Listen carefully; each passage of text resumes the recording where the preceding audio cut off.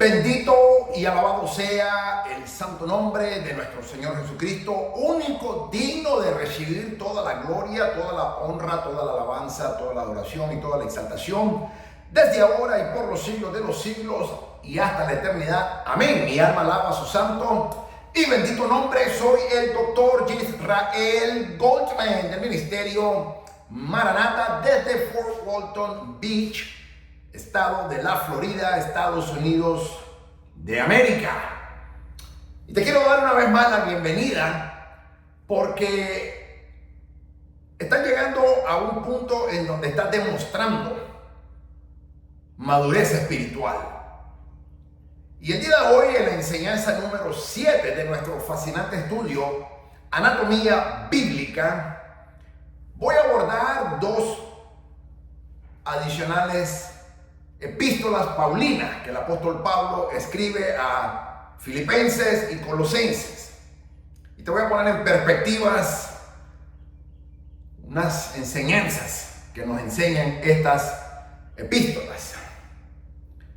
Para recapitular, la Biblia en el latín y en el griego significa libros. Está compuesta por dos testamentos, el Antiguo Testamento, que es la Biblia hebrea, el Nuevo Testamento, que es la Biblia cristiana. Ambas forman los dos testamentos y contienen 66 libros, 39 libros en el Antiguo Testamento, 27 libros en el Nuevo Testamento, para un total de 66 libros, los cuales contienen 1189 capítulos.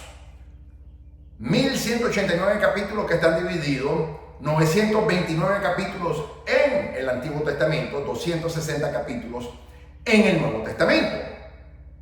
Contiene 31.173 versículos y un total de 773.692 palabras. Fue escrita en un periodo de 1500 años por 40 hombres. Y digo hombres porque solamente hombres fueron los que escribieron la Biblia. 32 hombres confirmados, estoy hablando. 40 hombres confirmados. Posiblemente puede ser que hayan unos cuantos más, pero no están confirmados. 32 hombres en el Antiguo Testamento. 8 hombres en el Nuevo Testamento. Posiblemente hay un noveno porque la epístola a los hebreos quedó en el anonimato. El Espíritu Santo no reveló quién fue el escritor.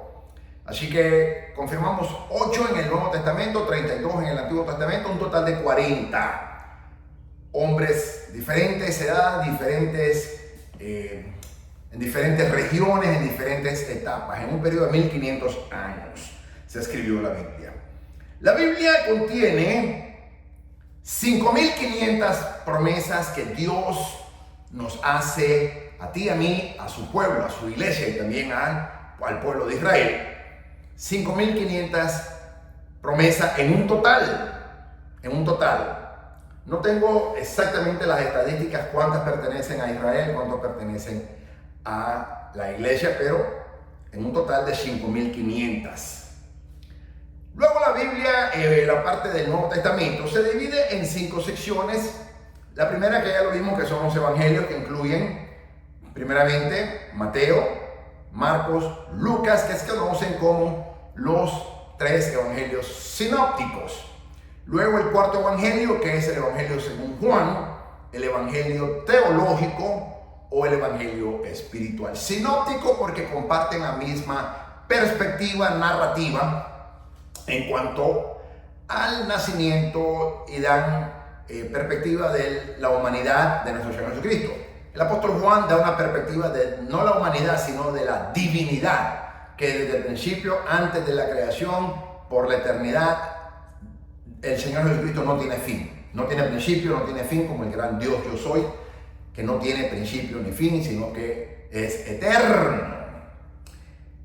A la misma vez, el apóstol Juan presenta al Señor Jesucristo como el creador de la creación.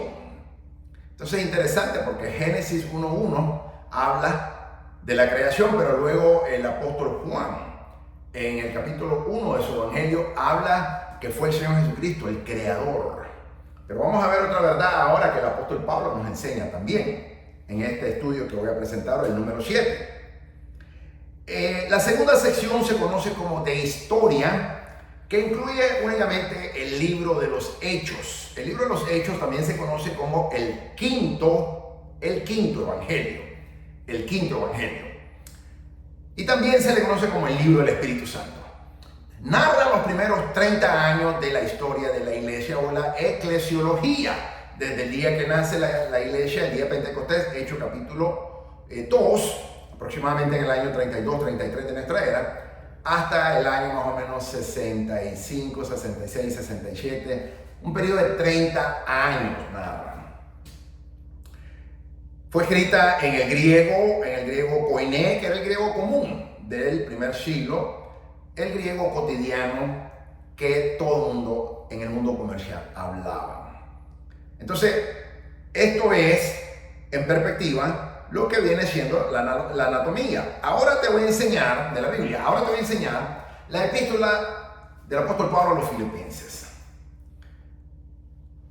Filipenses 1.1 identifica al autor del libro de Filipenses como el apóstol Pablo, probablemente con la ayuda de Timoteo.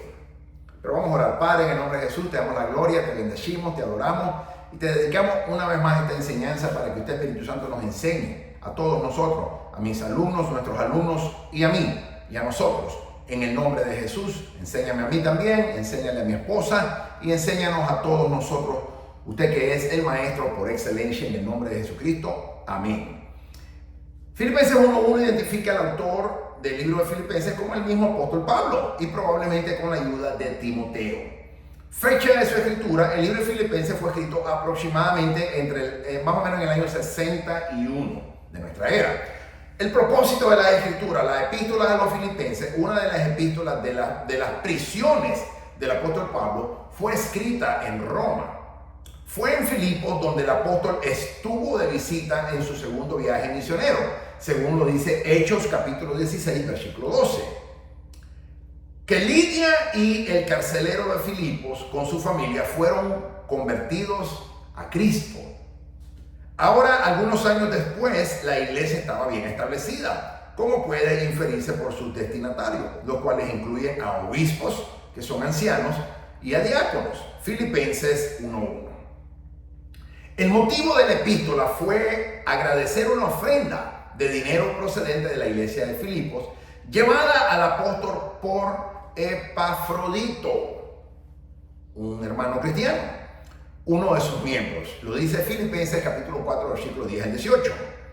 Esta es una tierna carta dirigida a un grupo de cristianos, quienes eran especialmente cercanos al corazón del apóstol Pablo, según lo dice 2 Corintios capítulo 8, versículos 1 al 6.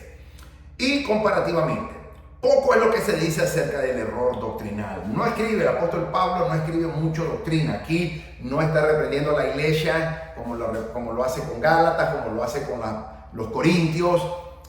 Con Filipenses no, hay un afecto fraternal que el apóstol Pablo tenía por la iglesia de Filipos.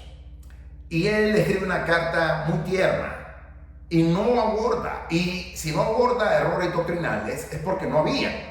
De lo contrario, el apóstol Pablo hubiera escrito inmediatamente como lo hizo a los Corintios y como lo hizo a Gálatas. Entonces, una iglesia también madura. Esa es otra parte que se distingue la madurez de una persona. La madurez espiritual es que sabe dar para la obra de Dios y para los verdaderos ministros. Pero ten cuidado, porque hoy en día se estafan a los cristianos. Hay muchos supuestos ministros, evangelistas, pastores, profetas, falsos apóstoles, aún falsos maestros, que lo único que te quieren es sacar el dinero. Entonces ten cuidado, porque lamentablemente este evangelio de la prosperidad que se conoce, o el evangelio de la sanidad, te dice que si tú siembras una semilla, mientras más grande es la siembra, más grande es la cosecha. Entonces ellos enseñan de que si tú vienes y traes una semilla, una ofrenda de dinero, tiene que ser dinero o algo con un valor monetario, y le pides a Dios que te sane, Dios te va a sanar, lo cual es falso. O que Dios haga un milagro, Dios lo va a hacer, lo cual es falso. Entonces básicamente están igual que los católicos.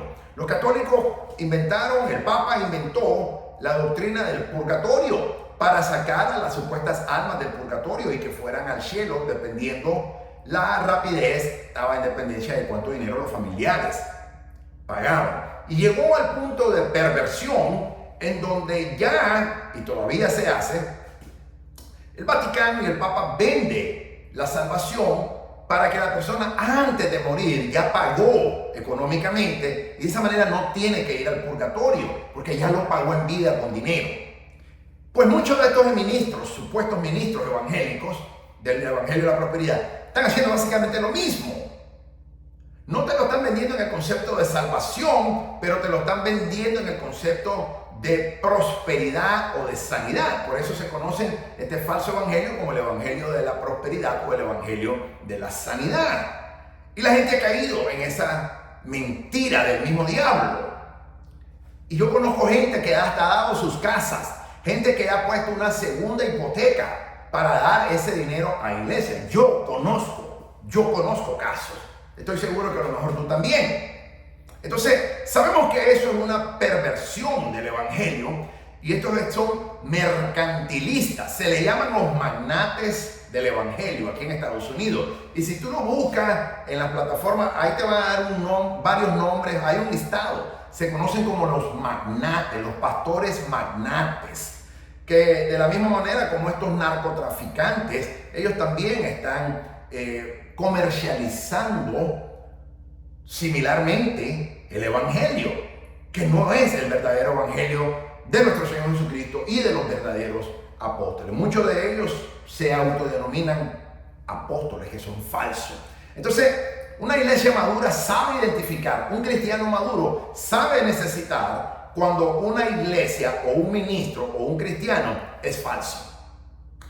La iglesia de Filipo era una iglesia madura también, igual que la iglesia en Éfeso, los efesios, porque ellos sabían identificar e identificaron que verdaderamente el apóstol Pablo era un verdadero apóstol y por eso le mandaron una ofrenda sin que él la pidiera, porque esa es otra cosa, el verdadero ministro del Señor no está pidiendo dinero, mientras que estos falsos continuamente están pidiendo y nunca paran de pedir, tienen un espíritu insaciable, tienen son totalmente una avaricia que tienen, son ávaros y nunca se sacian, no importa cuánto des, siempre quieren más y solamente te hablan de eso.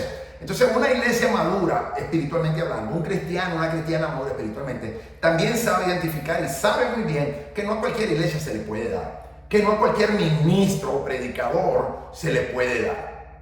A mí nunca me vas a oír pidiendo dinero, nunca me vas a oír. Y soy un siervo del Señor para la gloria de Dios, llamado por el Señor Jesucristo, educado. He invertido muchísimo dinero en mi educación para el Señor, tanto secular como también teológica y por supuesto ministerial. Pero yo nunca comercializo el evangelio y le pido a Dios que me guarde puro de esa manera para no prostituirme como lo han hecho lamentablemente muchos. Entonces, una iglesia madura, un cristiano maduro sabe que no le va a dar a cualquiera que le pide. Sabe identificar quién es el verdadero siervo de Dios, quién es un verdadero ministro del Señor y cuál es una verdadera iglesia de nuestro Señor Jesucristo. ¿Cómo tú estás dando? ¿Dónde tú estás dando? Tú estás identificando. Tú tal vez dirás, pero es que doctor Goldman, yo solo mando $10 al mes o $100 al mes. Sí, pero va sumando. El problema es que no estás verdaderamente dando a verdaderos ministros. Muchas veces escuchas programas de radio, la televisión y comienzas a dar dinero ahí. Pero no necesariamente es un ministro o una iglesia que verdaderamente está en la voluntad de Dios. Puede ser que lo esté comercializando. Yo no te voy a decir dónde vas a dar. Yo no te voy a decir dónde dar. Pregúntale al Espíritu Santo, que Él sí conoce y Él escudriña los corazones y Él sabe. Entonces, si tú estás dando y no le has consultado al Señor, si el Señor te dijo que lo diera, es diferente. Pero si el Señor no te ha dicho ni dónde, ni a quién, ni cuánto, entonces lo estás haciendo tú solo. Consulta con el Señor. La iglesia de Filipo lo hizo y por eso mandaron esa ofrenda económica al apóstol Pablo sin que la pidiera. Y él escribe a esta carta en agradecimiento. Los versículos claves son Filipenses 1:21. Porque para mí el vivir es Cristo y el morir es ganancia. Filipenses 3:7. Pero cuantas cosas eran para mí ganancias, las he estimado como pérdida por amor de Cristo.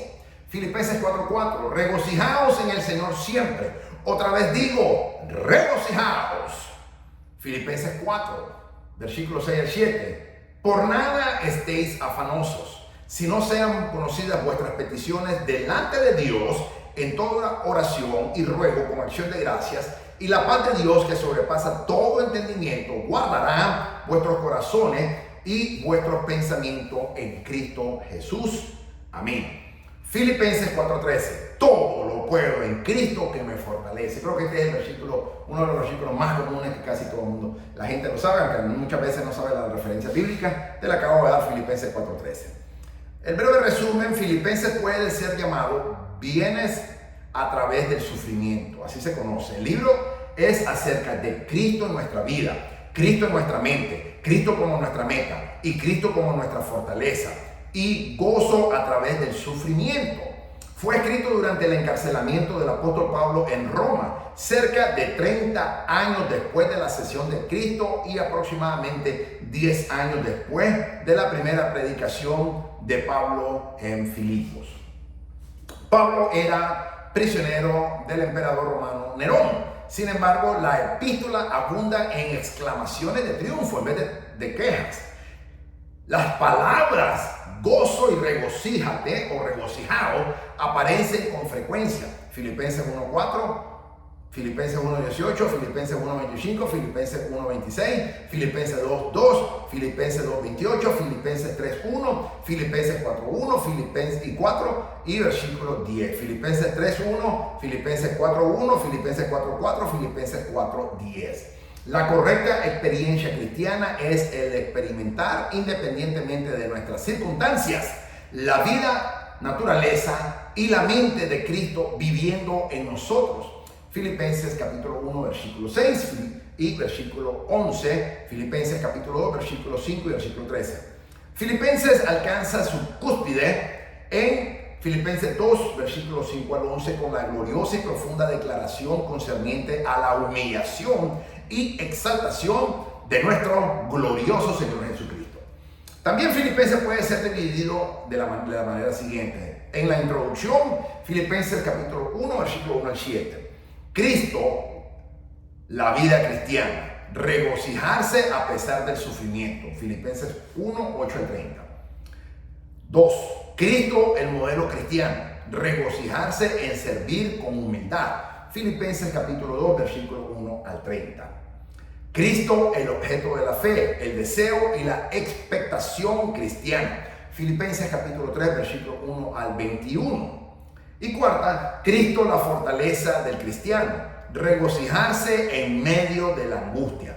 Filipenses capítulo 4, versículo 1 al 9. Y la conclusión, Filipenses capítulo 4, versículo 10 al 23. Es una carta pequeña, por lo que no voy a abordar demasiado por la naturaleza de la escritura. Conexiones. Al igual que en muchas de sus cartas, el apóstol Pablo advierte a los nuevos creyentes en la iglesia de Filipo a estar alertas ante la tendencia hacia el legalismo. Te expliqué en la enseñanza anterior que el legalismo no es que tú no vas a obedecer la palabra de Dios. Legalismo en términos bíblicos se conoce como cristianos que querían poner en práctica el judaísmo o hombres que querían judaizar a la iglesia y poner los 613 leyes que aparecen en la Torá. Eso es lo que verdaderamente significa legalismo. De ninguna manera legalismo significa no obedecer la palabra de Dios.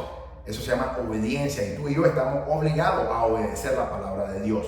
Entonces, legalismo es no poner la ley de Moisés como requisito para que yo pueda ser salvo. Eso es básicamente lo que significa el legalismo, la cual continuamente se cultivaba en las iglesias primitivas. Los judíos estaban tan atados a la ley del Antiguo Testamento que había un constante esfuerzo por parte de los judaizantes para regresar a la enseñanza de la salvación por obras.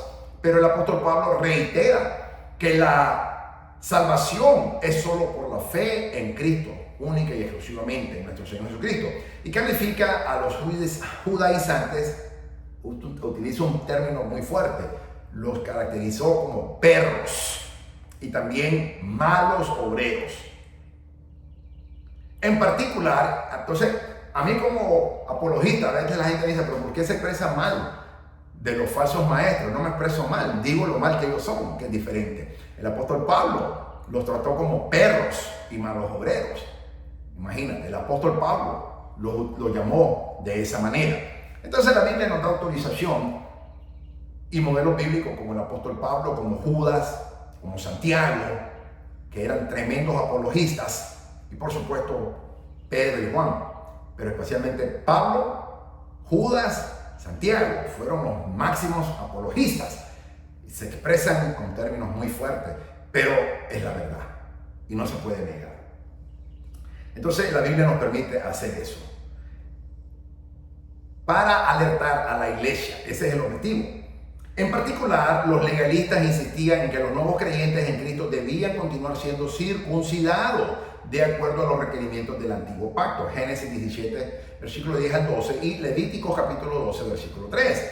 Hoy en día los legalistas no son judaizantes, pero son, el apóstol Pablo le llama doctrinas de demonios, falsos maestros que como la gente tiene comezón de oír, ellos vienen a endulzar el oído con sutileza tal y como habla Satanás, con la manera de hacer lo mismo, desviarlo de la verdad del evangelio y llevarlo a falsas doctrinas de demonios, como le llama el apóstol Pablo. De esta manera, ellos intentaban complacer a Dios por sus propios esfuerzos y elevarse ellos mismos sobre los gentiles cristianos, quienes no participaban en el ritual. Pablo explicó que aquellos que ya habían sido lavados por la sangre del Cordero de Dios que quita el pecado del mundo, nuestro Señor Jesucristo, ya no tenían que someterse a rituales que simbolizaban la necesidad de un corazón limpio. La sangre de Cristo nos lava y nos redime. Bendito sea el Señor. Aplicación práctica. Filipenses es una de las cartas más personales del apóstol Pablo y como cual tiene muchas implicaciones personales para los creyentes. Escrita durante su encarcelamiento en Roma, Pablo exhorta a los filipenses a seguir su ejemplo y a tener ánimo para hablar la palabra de Dios sin temor. Filipenses 1:14. Cuán importante es que tengamos ánimo, como nos exhorta la palabra a través del apóstol Pablo, el Espíritu Santo utilizando al apóstol Pablo en Filipenses capítulo 1, versículo 14, a que tengamos ánimo para hablar sin cesar la palabra de Dios, compartiendo el evangelio durante los tiempos de persecución, especialmente. Todos los cristianos hemos experimentado en uno u otro momento la animosidad de los incrédulos en contra del evangelio de Cristo. Esto es de esperarse. El Señor Jesucristo dijo que si el mundo lo odiaba a Él, también el mundo nos odiaría a nosotros, sus seguidores. Juan capítulo 5, versículo 18.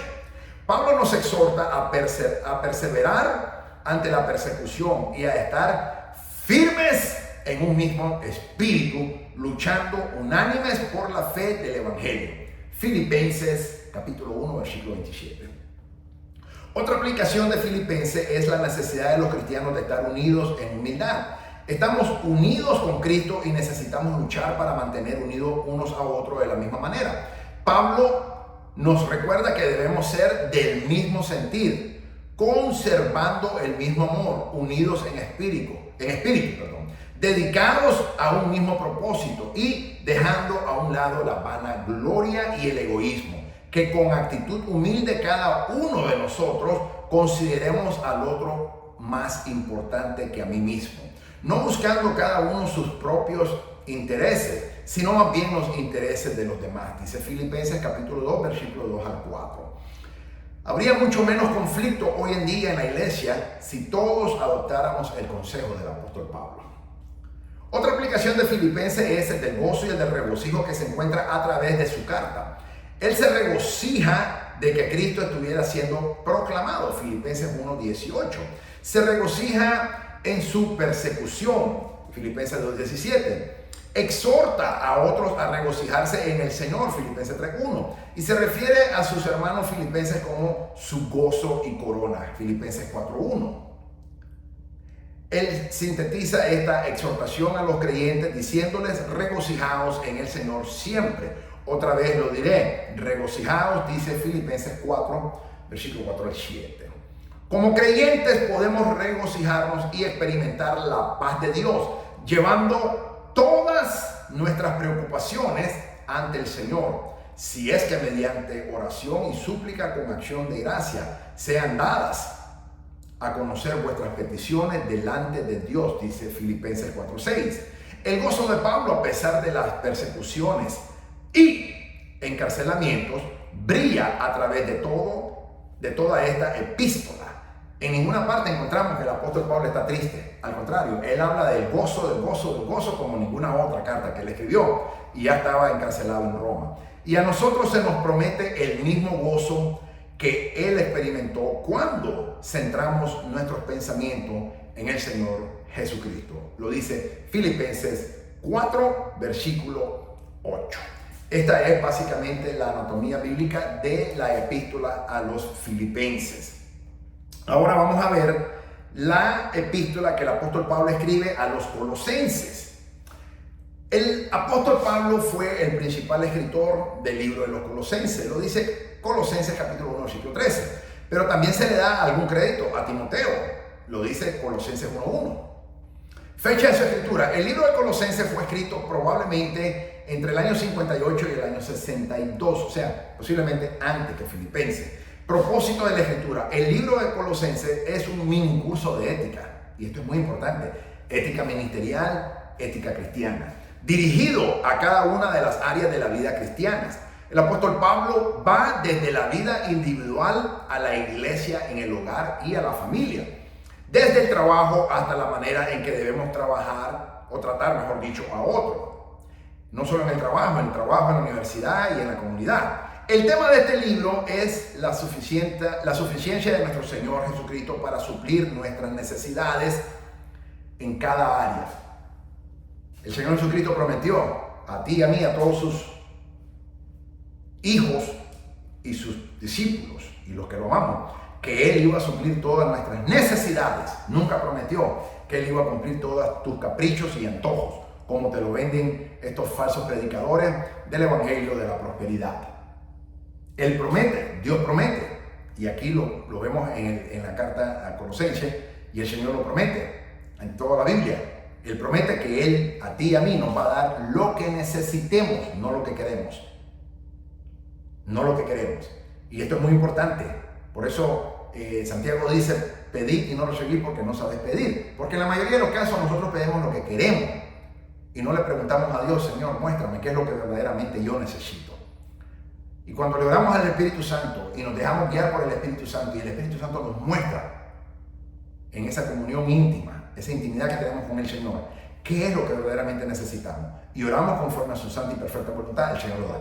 Porque el Señor se compromete a darte a ti y a mí, a toda su iglesia, lo que necesitamos, no lo que queremos. Por eso tú no puedes venir, no importa cuánto dinero traigas para sembrar una semilla. Eso se llama chantaje. Chantaje cristiano se llama eso. Querer chantajear a Dios. Eso es un chantaje teológico que te están vendiendo. Que si tú traes una semilla y le pides a Dios que te dé esto, Dios te lo va a dar, y eso es falso. Eso es manipulación, y a Dios nadie lo puede manipular. Él es soberano y eso es lo que Él quiere.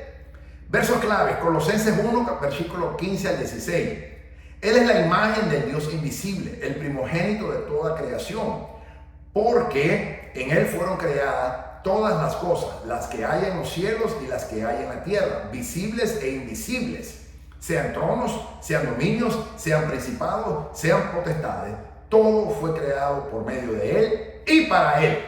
Atención, aquí el apóstol Pablo nos presenta al Señor Jesucristo como el Dios creador también. Así como lo hace el apóstol Juan en Juan capítulo 1. Ahora aquí el apóstol Pablo escribe muchos años antes, unos 35 años, posiblemente 35, 38 años antes de que el apóstol Juan escribiera el evangelio que lleva su nombre. El apóstol Pablo nos habla aquí en Colosenses capítulo 1, versículos 15 y 16. Él, el Señor Jesucristo, es la imagen del Dios invisible, el primogénito de toda creación, porque en Él fueron creadas todas las cosas, las que hay en los cielos y las que hay en la tierra, visibles e invisibles, sean tronos, sean dominios, sean principados, sean potestades. Todo fue creado por medio del Señor Jesucristo y para Él.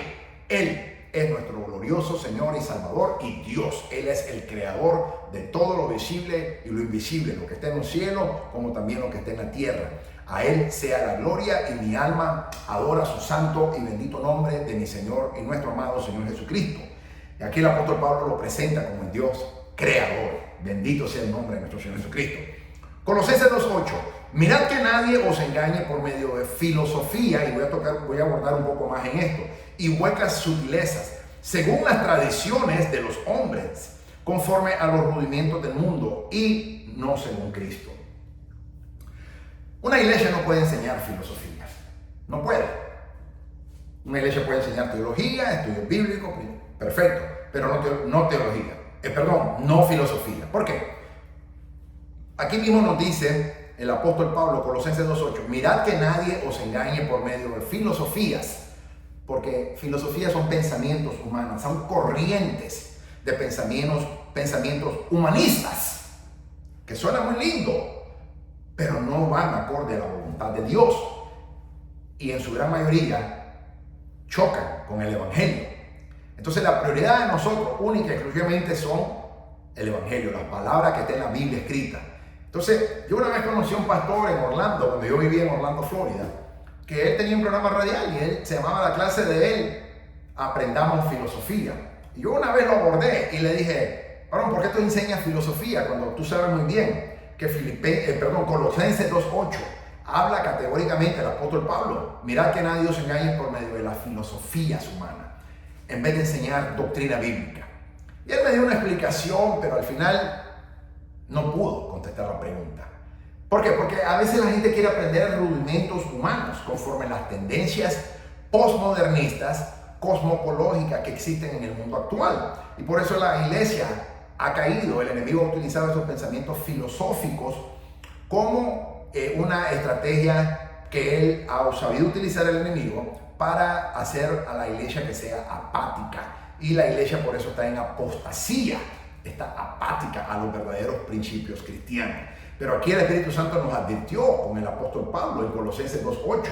Mirad que nadie os engañe por medio de filosofías y huecas sutilezas, porque el enemigo siempre habla con sutileza. Él es muy sutil como hablar. Ten cuidado con estos predicadores del evangelio de la prosperidad y del evangelio de la sanidad. Son sutiles como hablan, usan palabras suaves, dulces. Ellos dicen muy sazonadas, pero son manipuladores y a la gente le gusta que le hablen así. Entonces ten cuidado que no te estén hablando con sutileza, porque puede ser el mismo Satanás hablándote y desviándote de las verdaderas doctrinas, enseñanzas cristianas a filosofías humanas.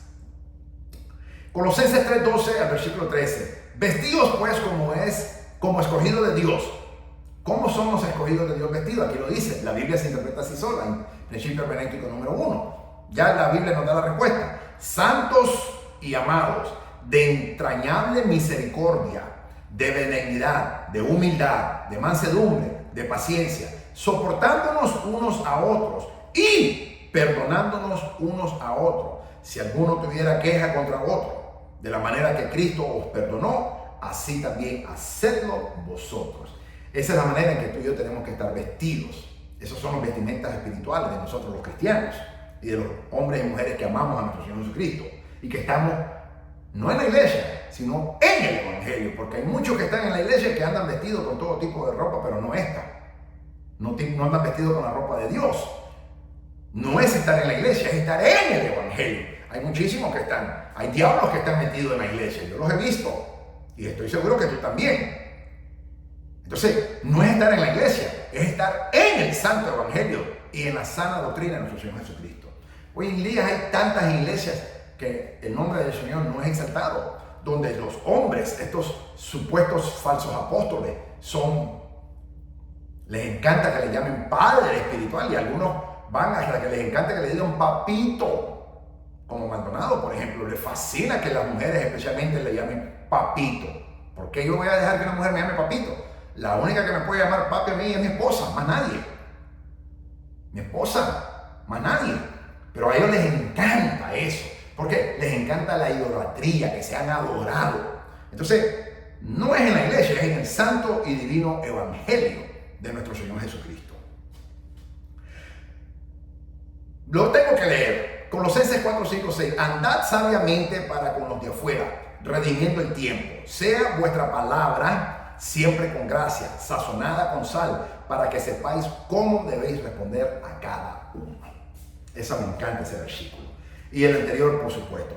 Colosenses 3, 12 al 13. Vestidos pues como escogidos de Dios, santos y amados, de entrañable misericordia, de benignidad, de humildad, de mansedumbre, de paciencia, soportándonos unos a otros, perdonándonos unos a otros, si alguno tuviera queja contra el otro. De la misma manera que Cristo os perdonó, así también hacedlo vosotros.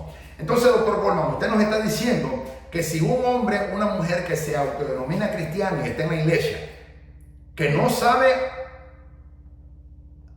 andar en santidad y que no sabe amar, y que no es de entrañable misericordia, que no tiene benignidad, que no tiene humildad, que no tiene mansedumbre, que no tiene paciencia, que no soporta a otro, ni a él mismo se soporta, ni a ella misma se soporta, ni perdona a otros.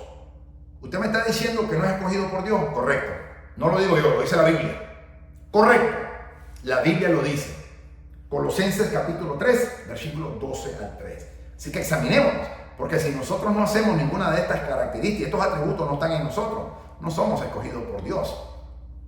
No somos. Vestidos pues como escogidos de Dios. Eso es lo que nos identifica a nosotros. Y hoy, si algo tienes que recordar de la carta de la epístola de los Colosenses, es este versículo. Colosenses 3, versículo 12 al 13. Anótalo, subráyalo, pone highlighter. Vestidos pues como escogidos de Dios, santos y amados, de entrañable misericordia, de benignidad, de humildad, de mansedumbre, de paciencia, soportándonos unos a otros, y no solamente nos vamos a soportar, sino también a perdonar unos a otros si alguno tuviera queja contra otro. De la misma manera que Cristo os perdonó, así también hacedlo vosotros. El perdón es un mandato de Dios. Y tú no perdonas a la otra persona porque la otra persona se la merece. No, aunque no se la merezca, pero tú y yo estamos llamados a perdonar. Cuando el Señor Jesucristo dijo, Padre, perdónalos porque no saben lo que hacen. Dime, ¿se merecían los romanos y todo el credo religioso de los judíos que estaban ahí, los fariseos y todos los que estaban ahí, los saduceos, fariseos y todos los que estaban condenando al Señor y todos los gentiles? ¿Se merecían el perdón? Por supuesto que no.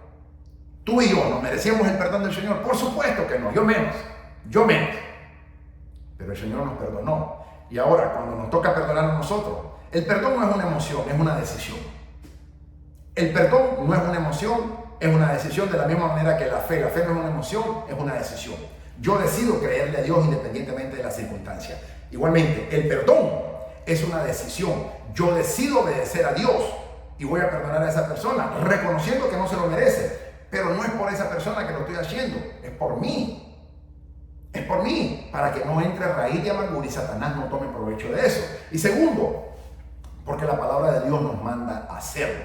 Y tercero, porque es la manera en que yo demuestro al mundo de que mis vestimentas muestran de que yo soy escogido de Dios. Por eso quiero que te memorices esta escritura. Colosenses capítulo 3, versículos 12 al 13. Vestidos pues como escogidos de Dios, santos y amados, de entrañable misericordia, de benignidad, de humildad, de mansedumbre, de paciencia, soportándonos unos a otros y perdonándonos unos a otros, si alguno tuviera queja contra otro. De la manera que Cristo nuestro Señor nos perdonó, así también hacedlo nosotros mismos y perdonemos a los demás. Este es el versículo clave en la carta de Colosenses. Breve resumen. Colosenses fue escrita expresamente para anular la herejía que había surgido en Colosas. Había una herejía que el apóstol Pablo se ve con la urgencia de escribir, la cual ponía en peligro la existencia de la iglesia. Mientras que no sabemos qué le fue dicho al apóstol Pablo, esta carta es su respuesta. Podemos resumir, basados en la respuesta del apóstol Pablo, que él estaba lidiando con una percepción equivocada de Cristo. su real y verdadera naturaleza humana y la falta de aceptación de su completa deidad. Se estaba cuestionando la deidad de nuestro Señor Jesucristo. El apóstol Pablo parece también disputar respecto al énfasis judío sobre la circuncisión y las tradiciones. Colosenses capítulo 2, versículo 8 al 11. Y Colosenses capítulo 3, versículo 11. Aparentemente la herejía provenía del gnosticismo judaico. ¿Qué significa ser gnóstico? Hay muchos judíos, son judíos, pero no creen en Dios, son ateos. Hay muchos judíos, son judíos, pero son gnósticos. ¿Qué significa ser gnóstico?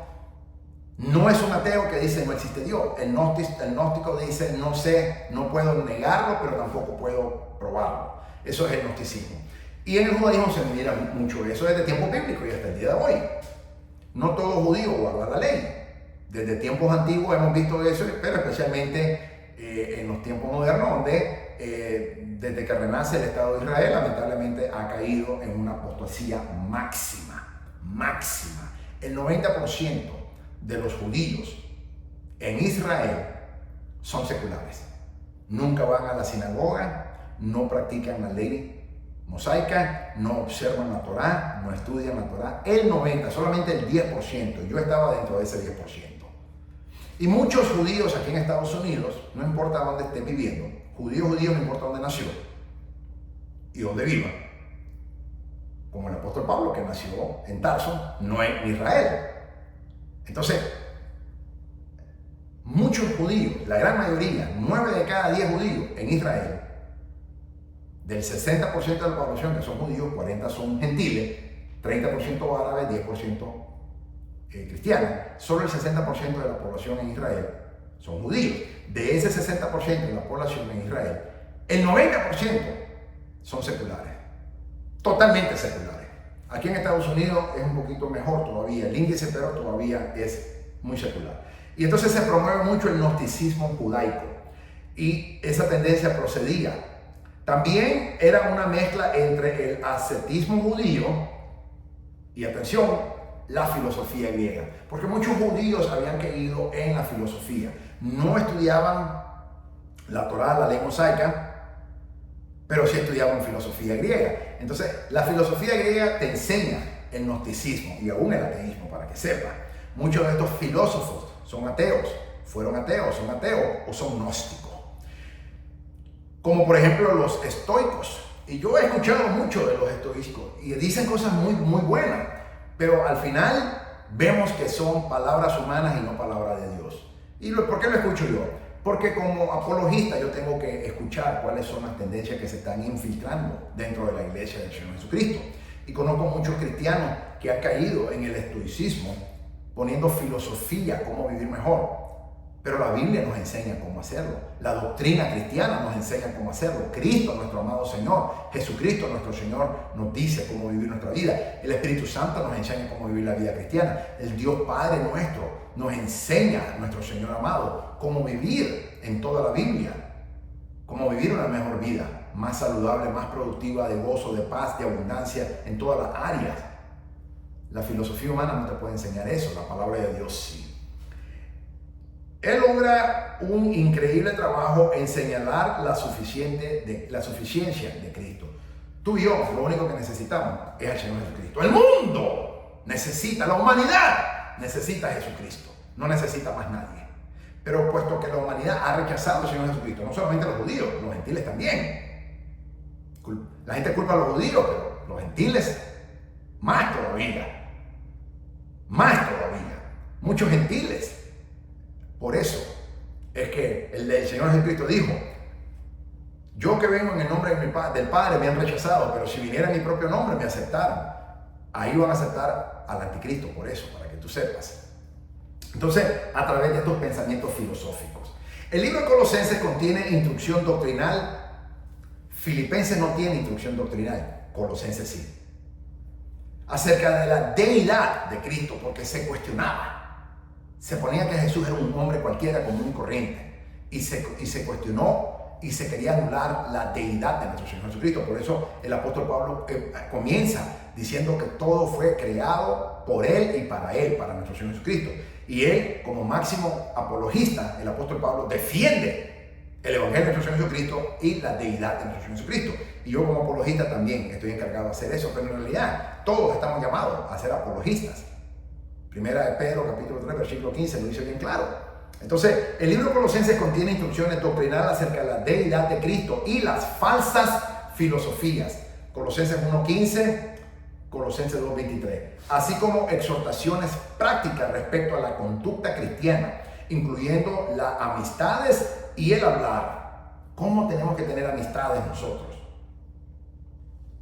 Podemos tener amigos que no son cristianos, con parámetros sí, pero no puede haber ese acercamiento. Nuestra amistad tiene que ser exclusivamente con el cuerpo de Cristo, porque ¿qué comunión tiene la luz con la tiniebla? Dice la Biblia.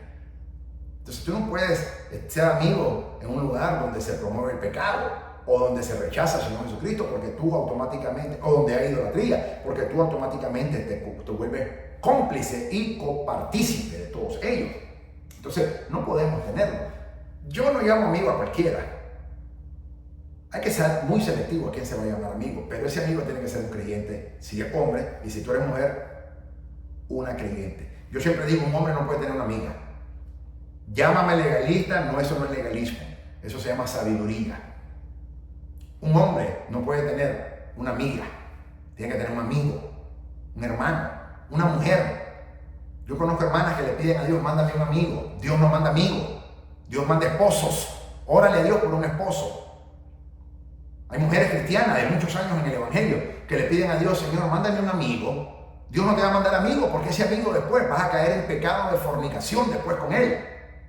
Y si tú eres hombre y le estás pidiendo al Señor, mándame una amiga, vas a caer en pecado de fornicación con esa mujer, aunque sea cristiana, no importa. Sabemos que hay mucha fornicación en la iglesia. Y también adulterio, lamentablemente. Dios no manda amigos. Dios manda esposos. Dios manda esposas. Así que si te sientes sola, si te sientes solo y necesitas una ayuda idónea, porque también el hombre es ayuda idónea, la mujer, no solo la mujer es del hombre.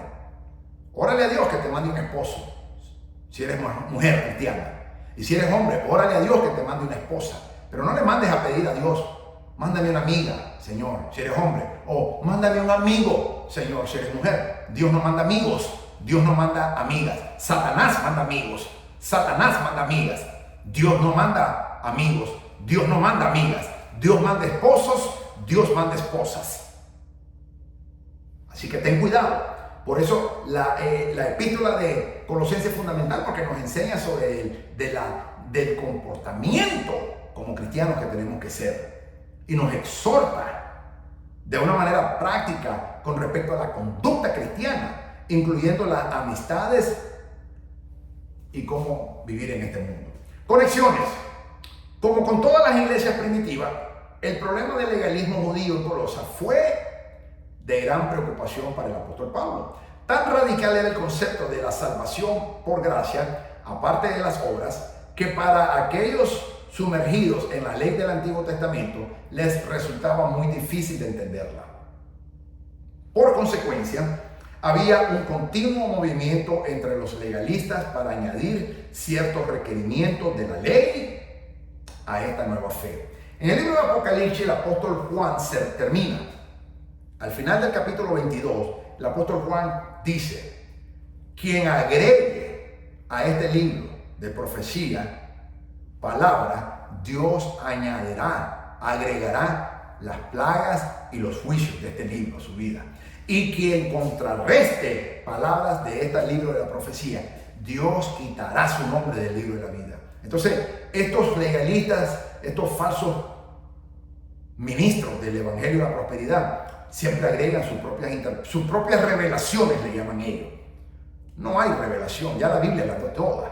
Ya la Biblia, hay interpretación, pero ten cuidado porque puede ser manipulada. Y si tú no estás fundamentado sólidamente en hermenéutica cristiana, tú puedes creer cualquier falsa doctrina que te enseñe. Así que ten mucho cuidado al respecto.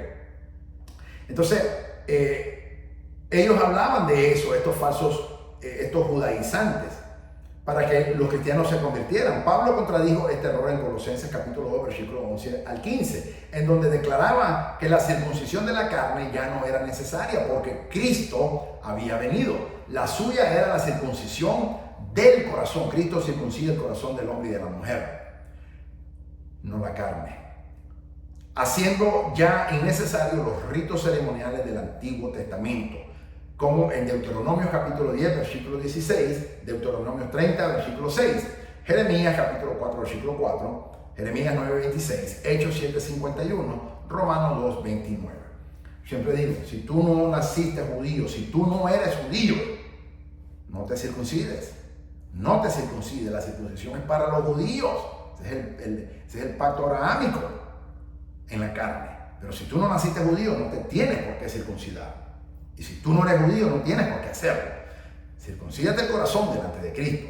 Aplicación práctica. Aunque Pablo abarcaba muchas áreas, la aplicación básica para nosotros en la actualidad es la total y completa suficiencia de Cristo en nuestra vida. No necesitamos a más nadie ni más nada, solamente nuestro Señor Jesucristo. Tanto para nuestra salvación como para nuestra santificación.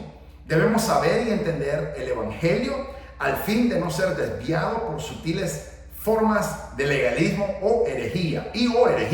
Debemos estar en guardia para cualquier desviación que minimice la grandeza de Cristo como el Señor y el Salvador de nuestra vida. Cualquier religión que trate de equiparse a sí misma con la verdad, usando libros que afirman estar en igual autoridad que la Biblia, ya ahí sal corriendo.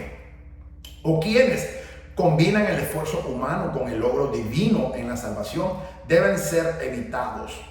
Otras religiones no pueden ser combinadas con o añadirse al cristianismo. No pueden. Y este movimiento eucarístico que estamos promoviendo el Papa, eso es falso. No se puede agregar nada al cristianismo. Cristo nos da las normas absolutas de la conducta moral. El cristianismo es una familia, una forma de vida y una relación, no una religión. Las obras de Dios, la astrología, el ocultismo y los horóscopos no nos muestran los caminos de Dios. Solo Jesucristo, nuestro Señor, lo hace. Su voluntad está revelada en su santa y divina palabra. Es su carta de amor para nosotros, su amada iglesia. Debemos llegar a conocer única y exclusivamente al Señor Jesucristo, y eso es la suficiencia que necesita la raza humana. De esta manera concluyo tanto Filipenses como Colosenses, tremenda enseñanza, especialmente en Colosenses, cómo regir nuestra vida, la conducta de cristiano que tenemos que tener y la madurez espiritual que mostraban los Filipenses, y cómo el apóstol Pablo corrige errores doctrinales, filosóficos. Le damos la gloria al Señor por su infinita misericordia. Padre, en el nombre de Jesús te alabamos y bendecimos. Gracias, Espíritu Santo, por enseñarnos. Te pido que esta palabra germine y que también profundice raíces en los corazones y en las mentes de todos nuestros alumnos. Te pedimos que los bendigas a todos y cada uno de ellos, y que bendigas a mi esposa y a mí, al ministerio Maranata, y síguenos usando para tu gloria, para exaltar tu santo y bendito nombre, para enseñar y proclamar tu santo y bendito evangelio, y para edificar a tu iglesia, a tu amada iglesia, al cuerpo de Cristo. Te lo pedimos, Señor, en el nombre de nuestro Señor Jesucristo. Amén. Maranata, el Señor viene pronto. Y nosotros, su amada iglesia, su iglesia virgen, pura, sin mancha ni arruga, su novia, pronto nos casaremos en la boda del Cordero con el Señor. Iglesia que va a ser arrebatada, según Apocalipsis capítulo 4, versículo 1, 1 Tesalonicenses capítulo 4, versículo 17, 1 Corintios 15, versículo 51, Juan 14, versículo 1 al 3. Guardémonos para el Señor y andemos vestidos como escogidos de Dios, para que cuando suene esa trompeta maravillosa que estamos esperando, nos vayamos en el harpazo, en el arrebatamiento con nuestro amado Señor y Salvador Jesucristo. Mi alma alaba a Jesús. Soy el doctor Israel Goldman, con mi esposa Lucrecia Goldman, del ministerio Maranata, desde Fort Walton Beach, Florida, Estados Unidos de América. Te bendecimos en el nombre todopoderoso y santo de nuestro Señor Jesucristo, y estamos orando por ti. Maranata, gloria sea al santo nombre de Jesucristo, nuestro amado Señor, Dios y Salvador, Rey de reyes y Señor de señores, pronto a regresar por su amada iglesia. Mi alma alaba al santo nombre de Jesús. Amén.